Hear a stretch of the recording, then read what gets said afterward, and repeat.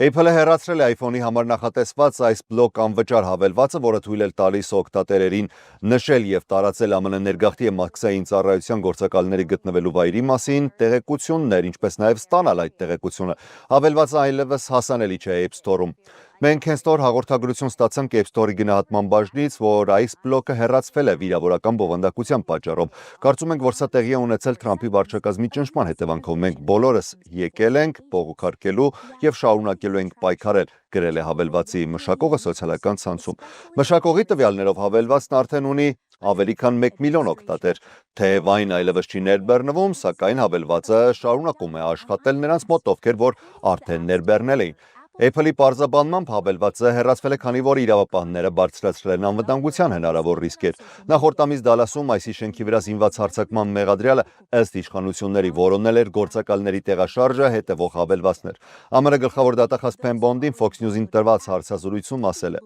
Հասարակությանը թույլատրված չէ կիսվել իրավապահների գտնվելու վայրի մասին։ Մենք հետևում ենք հավելվածի մշակող Ջոշուա Արոնին եւ նա պետք է զգուշանա, դա խոսքի ազատության պաշտպանված ձև չէ։